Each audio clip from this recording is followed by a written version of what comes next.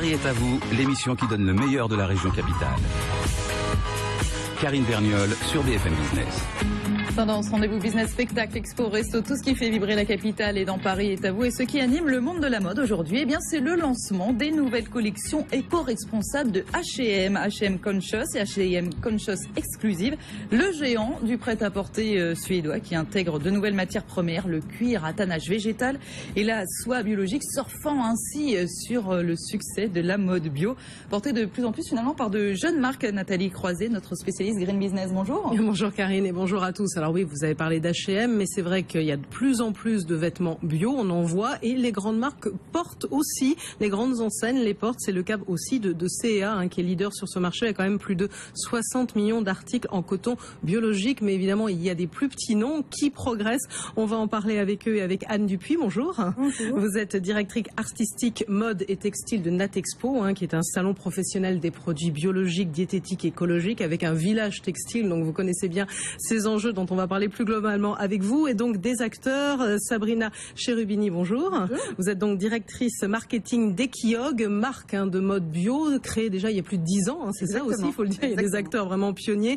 Vous reversez aussi une partie de vos bénéfices à une association. On va comprendre aussi les enjeux de la démarche sociétale qu'il y a derrière. Rachid Bala, bonjour. Vous êtes donc fondateur de Monsieur Poulet, un site internet de vente de vêtements et accessoires issus du commerce équitable, avec beaucoup de t-shirts. Puis vous faites travailler aussi des graphistes, on verra tout ça avec vous. Il y a cet aspect aussi un peu ludique aussi, mais c'est intéressant. Arielle Lévy, bonjour. Vous êtes donc fondatrice de l'herbe rouge. C'était 2008, c'est ça, avec une façon selon vous de porter des vêtements autrement, de créer évidemment, de produire et aussi de les porter. Ça aussi, c'est cette démarche qui est intéressante chez vous. Et enfin Antoine Leneuf, bonjour. Vous êtes directeur commercial de la marque Misericordia. Donc là on est dans du prêt-à-porter haut de gamme éthique. Faut pas croire toujours quand on fait de l'éthique et du commerce équitable que ce sont des choses un peu exotiques où il n'y a pas aussi des produits haut de gamme, et ça c'est aussi intéressant. Alors je me tourne vers vous, la spécialiste Anne Dupuis. Donc c'est ce que je disais. Alors quand on regarde les chiffres, on voit quand même que le chiffre d'affaires globalement du marché de l'habillement il baisse régulièrement depuis cet an dernier. On sait bien aussi de plus en plus de Français, et la crise économique oblige, se tournent vers des produits quand même moins chers, parfois des enseignes premier prix, et malgré tout on sent quand même une tendance et une envie de se tourner aussi vers ces vêtements bio. Vous la sentez cette évolution ? Écoutez, en ce qui concerne la consommation de mode féminine générale, je parle dehors du bio, effectivement, depuis 2007, elle a baissé sur le marché français les achats ont baissé de 13,5%, ce qui est énorme. Mais on a le sentiment, en revanche, que les exportations augmentent, plus 5,4% pour l'année 2013, donc c'est notoire. Et on a l'impression aussi que les consommatrices achètent peut-être moins, mais mieux. Plus de qualité, elles recherchent plus de qualité, elles recherchent des données nouvelles qui sont entre autres l'innocuité, l'absence de toxicité. Alors ça c'est vrai, il y a beaucoup d'études, encore Greenpeace récemment qui sortait une étude notamment sur les vêtements toxiques pour les enfants, avec des grandes marques finalement consultées il n'y a pas si longtemps que ça, parce qu'il y a de tout dans les grandes marques, il ne faut pas se faire d'illusions non plus, mais c'est vrai qu'il y a une vraie inquiétude de ce côté-là. Absolument, et Greenpeace fait un très bon travail de dénonciation de toutes ces pratiques. Il y a eu des documentaires, dont un qui est passé encore il y a 2 jours à la télévision sur les chaussures, le cuir aura-t-il notre peau, sur l'usage du chrome 6 qui est un produit terriblement toxique dans les tannages qui viennent particulièrement d'Asie.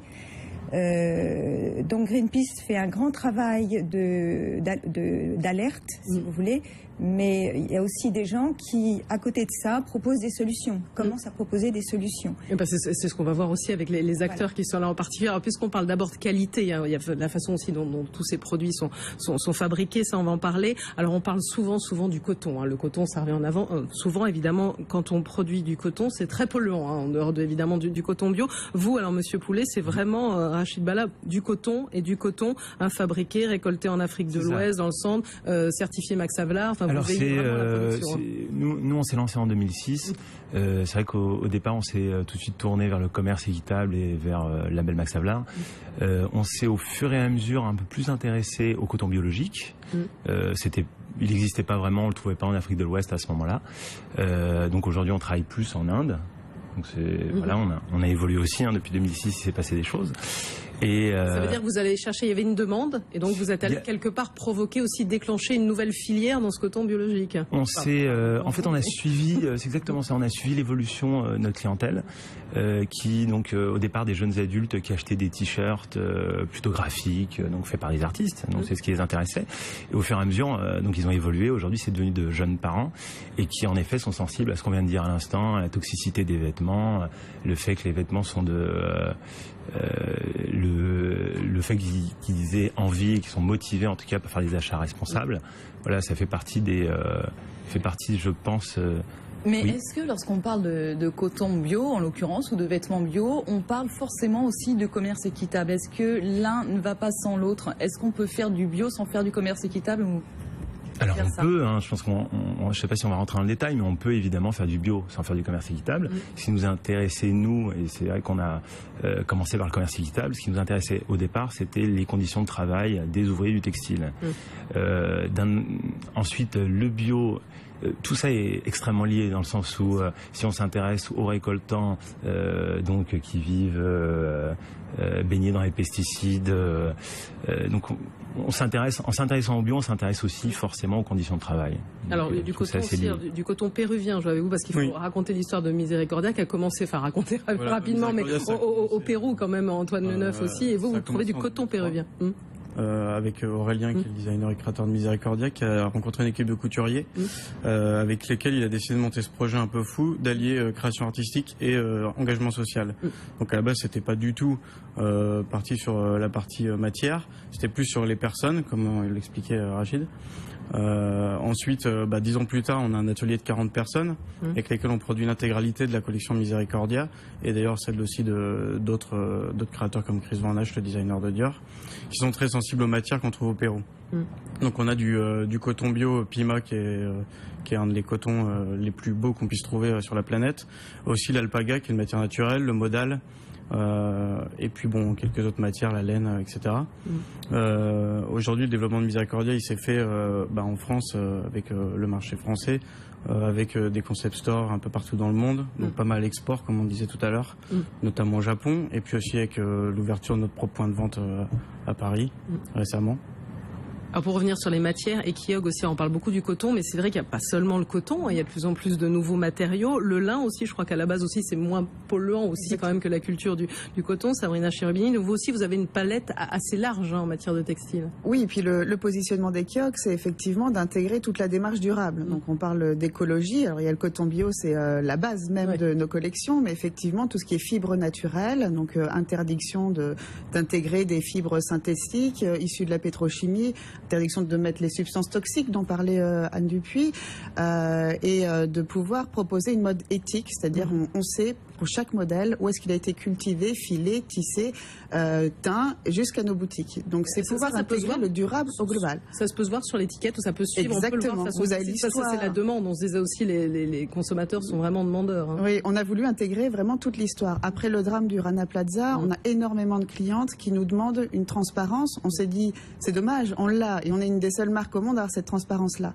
Donc on l'a donné via des QR codes que vous pouvez flasher sur nos produits pour avoir l'histoire du produit, savoir ce qu'il a vécu avant même de venir créer une petite histoire d'amour avec nos clientes aujourd'hui. Et cet engagement-là, est-ce qu'il a un prix pour la consommatrice ou le consommateur d'ailleurs? Alors on a essayé de le rendre accessible. Alors d'abord, Equiog, c'était d'abord une marque de mode. C'est une marque de mode. Le fait que ça fonctionne, sans parler de consommer mieux, c'est de proposer aux femmes d'avoir un produit mode qui lui fait plaisir, avec des matières et d'une qualité qui soit même supérieure au marché, pour qu'elle puisse justement se dire que au final, elle s'est fait plaisir et elle a pu en plus faire quelque chose de bien pour la planète et pour les gens qui ont travaillé dessus. Maintenant, c'est inévitable d'être un peu plus cher qu'une autre marque qui ferait le même genre de produit. Je vais vous donner un chiffre à peu près. Le coût de revient, nous, d'un produit, alors au-delà de la matière, sur tous nos engagements sur la filière, est de 40 à 60% plus cher qu'un produit lambda. Donc vous ne pourrez pas trouver chez nous un t-shirt à 4 €. C'est impossible. C'est impossible de le faire, ne serait-ce que sur les conditions de travail, d'avoir un t-shirt à 4 €.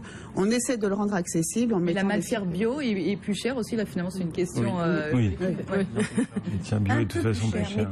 Mais pas tellement plus cher qu'on peut l'imaginer. Ça dépend des fibres, hein, bien sûr.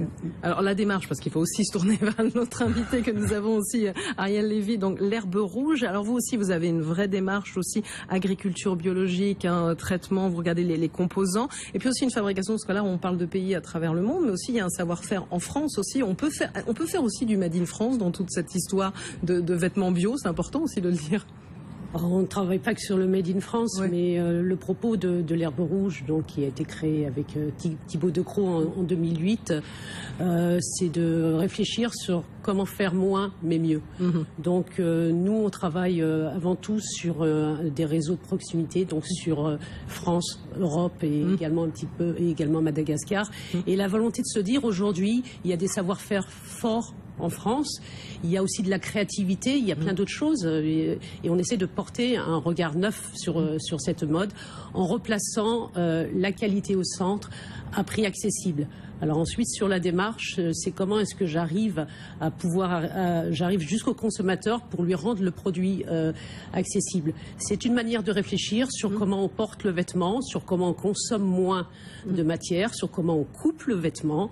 Ensuite, au niveau de la fabrication, sur comment on respecte celui qui le fabrique. On travaille en partenariat avec lui sur des teintures qui respectent la santé humaine et environnementale. Et ensuite, on intervient aussi au niveau de la distribution. Comment, jusqu'où je vais être gourmand, quoi. C'est restituer au consommateur le produit de manière accessible. Et puis nous, on a un petit truc, c'est qu'on travaille sur l'éco-design, et donc on réfléchit également beaucoup sur la fonction du vêtement, parce qu'on regarde le monde bouger dans l'accélération qui est la nôtre. Donc on a des vêtements qui se mettent devant, derrière. On a un vêtement qui soigne. Donc à un moment pour nous, l'herbe rouge, c'était se dire, il faut parfois en faire moins, mais bien, mais on peut arriver à un produit qui soit accessible. Anne Dupuis, j'imagine que vous avez suivi évidemment un petit peu les consommateurs, ce qu'ils ont envie d'acheter. Est-ce qu'il y a une tendance de plus en plus? Il y avait une étude que j'ai regardée, un sondage Adèle Ring pour Solidairement Vôtre, qui disait qu'une personne sur deux ne connaissait pas vraiment cette mode éthique, 1 sur 5 trouvait que c'était trop élevé. Il y a encore besoin de faire quand même de la pédagogie. Écoutez, je pense qu'actuellement la mode écologique en est là où était l'alimentation biologique il y a 25 ans. Vous voyez, c'est-à-dire qu'au niveau de l'alimentation, il y a eu une forte avancée. Maintenant, le sigle AB est connu de tout le monde. Pour l'instant, les sigles qui spécifient l'authenticité de la mode écologique, il y en a beaucoup. Il y a beaucoup de labels. On a parlé de Max Havelaar, il y a aussi ce label GOTS international que vous avez. Qui est un des plus répandus quand même. Justement, GOTS a 3085 certifiés dans le monde actuellement, ce qui est quand même bien, si vous voulez, avec une augmentation de plus 12% en France, qui est à la 10e place mondiale. Donc il y a une vraie progression de ces certifications. Le problème, c'est qu'il y en a beaucoup et la multiplicité crée la confusion chez la consommatrice finale. Et justement, je suis en train de préparer un projet pour essayer d'unifier tout ça et de rendre beaucoup plus lisible. Mais Antoine Leneuf, est-ce que le marché français est le marché qui est le plus... Enfin, je vous pose la question à vous parce que vous parliez d'exportation tout à l'heure, pardon, mais est-ce que le marché français est un marché les plus réceptifs sur ces vêtements bio et éthiques, ou au contraire, finalement, à l'étranger, on a l'impression que, je sais pas, aux États-Unis ou en Asie, c'est plus simple de vendre ce genre de produits? Le marché français, il est intéressé, mais c'est pas le plus réceptif. L'Allemagne, par contre, est un pays qui marche très très bien là-dessus. Ils ont une tradition aussi en matière de tout ce qui est écologique. Très sensible, les consommateurs recherchent les Pays-Bas, la Belgique aussi. Les Pays-Bas, la Belgique, la Scandinavie, l'Angleterre ont de l'avance sur nous. Nous sommes en retard. Excuse-moi. C'est pour ça qu'il faut rentrer par le prisme de la mode, quoi. Donc oui, c'est ça qui est intéressant, c'est que les uns et les autres vous parlez de vraies marques de mode, de vraies marques de mode, et produits. Derrière, la meilleure des traçabilités, c'est je rentre dans le produit, je m'y sens bien. C'est quand même redonner aussi la parole au consommateur. Oui, il se passe quelque chose quand je suis dans le produit, je fais la différence, et du coup, voilà, il faut aussi replacer le consommateur au centre. Et par rapport à la traçabilité, nous qui avons également environnement, qui travaillons par rapport à un diagramme d'empreinte environnementale, comme tous mes collègues ici, où je pense que nous sommes des marques avec une forte traçabilité et un fort ADN. Je dirais aussi la meilleure de moi, il faut savoir aussi avec qui on travaille. Il faut, oui, c'est ce que j'allais vous dire. Ça va être toujours la question qui va revenir sur les enjeux du commerce équitable. Est-ce qu'on sait de façon précise ce qui se passe? Est-ce qu'on va le voir? Est-ce que véritablement les producteurs en profitent? La question revient 20 ans après la création de Max Havelaar. Je pense qu'il faut, je pense qu'on est tous dans ce cas-là, on essaye d'avoir un vrai rapport avec nos confectionneurs, avec les récoltants, avec les fournisseurs. T'en parlais tout à l'heure. Je pense qu'on est tous dans ce cas-là et c'est extrêmement important. Je crois que vous allez du côté du Maroc aussi pour on était, on a un petit peu bougé. Oui, on était au Maroc. C'est assez compliqué du côté du Maghreb finalement parfois de savoir ce qui se passe dans les usines, s'il n'y a pas quand même un sous-traitant derrière le sous-traitant. Il n'y a pas de droit encore au Maroc sur le bio. Voilà, c'est ça la problématique. C'était pas le seul point, mais en effet, c'était un petit peu compliqué. Mais comment on pourrait s'engager si on ne connaît pas nos partenaires? Vous avez d'ailleurs, vous avez créé aussi, c'est important quand même cette association Terre des Quiog aussi, où vous versez quand même une partie de vos bénéfices. Enfin, exactement, on a voulu aller même plus loin, c'est-à-dire qu'au-delà de connaître nos partenaires, de les auditer, de les certifier, de les visiter et puis de travailler sur le long terme, parce que l'idée c'est pas de dire qu'on fait du 100% parfait, c'est de dire qu'on est dans une démarche d'amélioration, donc ça c'est important. Nous, l'association qui s'appelle Terre des Quiog, à qui on reverse 10% de nos bénéfices, l'idée c'est d'aller plus loin, de se dire par exemple que sur des cotonculteurs qui passent au coton biologique, on travaille avec des petits producteurs en Inde, ils le font pour des raisons de santé et d'endettement. Le problème c'est qu'effectivement les enfants vont dans les champs parce qu'ils n'ont pas d'école, donc c'est d'essayer de financer des écoles pour leurs enfants, de financer des puits d'eau potable. Comment aller à l'école si on est obligé d'aller chercher de l'eau à 10 km du village? Donc c'est essayer de trouver un cercle vertueux pour qu'ils en profitent pleinement, c'est-à-dire qu'aujourd'hui la femme se fasse plaisir en France en portant de beaux vêtements de bonne qualité, mais que les gens en profitent également et qu'ils aient un mode de vie décent pour eux et pour leur famille. Donc ça c'est important. On le voit, il y a beaucoup de marques, il y a aussi finalement une démocratisation, on va dire, à travers ce lancement chez H&M, CA dont je parlais. Alors quand on regarde les chiffres, ils sont tous en train de dire d'ici 2020 je vais faire du coton équitable, tout va être bio, mais est-ce qu'il y aura la production derrière? Enfin, je suis désolée, mais on va se dire, est-ce que ça va pas rester aussi une niche finalement, cet univers-là, ce qui sera aussi... Je peux vous répondre là-dessus. Oui, Anne Dupuis, oui. Actuellement, il y a 25 milliards de tonnes produites en 2010 de coton dans le monde, dont 50% d'OGM. Et là-dessus, seulement 1% de coton biologique. Ouais. Mais ce 1% de coton biologique, c'est 250 000 cultivateurs dans le monde, ce qui est quand même considérable. Oui. Et bien entendu, ça se multiplie dans tous les pays actuellement, alors avec l'Inde, premier producteur, et ensuite moindre le Pakistan, la Turquie, l'Afrique, essentiellement, voilà. Vous parlez de coton depuis tout à l'heure, mais est-ce qu'il y a d'autres matières? Vous avez parlé du lin, la soie tout à l'heure, dont vous parlez aussi. Toutes les fibres naturelles, en fait, celles qui peuvent être, voilà, où vous pouvez faire des cultures ou des élevages qui soient faits dans de bonnes conditions et qui permettent d'avoir de la fibre naturelle. Un vêtement 100% cachemire, un vêtement 100% soie peuvent intégrer totalement une démarche écologique, éthique et équitable. On peut avoir du lin bio en France, par exemple? Il y a une filière qui démarre en Normandie, c'est très intéressant, du champ jusqu'au tissu fini. C'est assez, il faut le souligner. Mais il y a très très peu actuellement de lin certifié biologique. Il y a trois fabricants en Europe.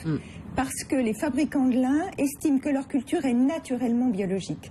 Car en fait, par le procédé de rouissage, la fibre de lin est extraite par la pluie sur place sur les champs et n'a pas besoin d'être traitée avec des acides ou des produits chimiques. Alors on peut dire que votre exemple aussi peut pousser, on dit les grands noms, les ONG, on évoque aussi la proposition, pourquoi pas une proposition de loi destinée aux plus grandes entreprises, une sorte de devoir de vigilance finalement vis-à-vis de leurs filiales, de leurs sous-traitants. Donc est-ce que vous pensez, vous, les uns et les autres, ce que vous faites, que finalement ça va aussi peut-être donner une impulsion à cet univers de la mode du vêtement?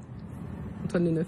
Ceci dit, vous parliez de crise monage tout à l'heure, donc on est dans une grande maison. Là. Au fur et à mesure, que ce soit l'éthique ou la partie écologique, en étant aussi, nous on a pris le parti d'avoir notre propre usine de production, donc d'employer les gens dans des bonnes conditions et de choisir aussi le sourcing exclusivement péruvien, alors ce qui pose aussi des problèmes. Mais du coup, pour ceux qui viennent produire chez nous, forcément, nous, on va avoir la même filière. Donc après, c'est vrai qu'il y a des problématiques, c'est qu'on ne trouve pas toutes les matières, toutes les couleurs dans le coton bio, dans les matières naturelles. Nous, on favorise de plus en plus l'alpaga. Et ça peut évoluer aussi, puisque la recherche peut évoluer. Naturelle. On essaie de faire au mieux là-dessus, c'est sûr. Sur vos perspectives, les uns et les autres? Oui, il va sans dire que de toute façon, on doit rentrer dans un cercle plus vertueux. Donc, il y a besoin de transparence. Besoin de plus de transparence. Mais moi, j'aimerais juste revenir sur un point, replacer le débat sur la mode. On a été jusqu'au bout d'une surproductivité, d'une industrialisation, de la recherche de marge et autres. Ça, il faut peut-être juste replacer pour nous, pour l'herbe rouge aussi, le débat sur peut-être qu'on peut faire moins, mieux, différemment, avoir un produit qui dure, et encore, ça c'est l'attente du consommateur. Donc bien sûr, les gros ont besoin tout à l'heure aussi, il veut un produit mode, ce que vous disiez avec M. Poulet, on achète d'abord un produit mode aussi. On achète d'abord un produit, c'est vrai que chez nous, ils viennent rencontrer l'artiste, l'expression artistique, c'est certain, mais on se rend compte avec ces clientèles qui évoluent que, en effet, quand ils deviennent parents, ils pensent de plus en plus, en effet, à la toxicité de la fibre. On en parle de plus en plus. Ça pose vraiment problème. On en parle de plus en plus. C'est une question plus importante. Mais je pense. C'est une question de génération. C'est une question de génération. Nous, je vois les femmes qui viennent chez nous, c'est plutôt entre 20 et 35 ans, où effectivement, elles ont déjà intégré cette demande-là. Maintenant, une femme va pas, alors je parlais pour les femmes, va pas faire son shopping en se disant qu'elle va changer le monde. Donc, si elle peut le faire en changeant le monde, c'est mieux. Mais c'est pour ça qu'on est tous, le mot mode est important, c'est-à-dire qu'il faut qu'elle se fasse plaisir. Déjà, oui. Et que ça tienne. Mais on va rester, il faut qu'on en termine, mais vous reviendrez pour d'autres tables rondes. Et en même temps, j'aime bien qu'on reste sur l'idée, il faut qu'on se fasse plaisir. Voilà, on va rester sur cette idée-là. Donc, Sabrina Cherubini, directrice marketing et Keogh, merci beaucoup à vous. Anne Dupuis, directrice artistique mode et textile de Natexpo. Rachid Bala, fondateur de Monsieur Poulet. Arielle Lévy, fondatrice de l'Herbe Rouge. Antoine Neuf, directeur commercial de la marque Miséricordia. Merci à tous les 5 et merci à vous, Nathalie Croiset, Green Business, qu'on le retrouve tous les week-ends, sinon sur BFM Business. Quant à nous, Paris est à vous, on continue juste après le journal dans un instant. Paris est à vous. L'émission qui donne le meilleur de la région capitale.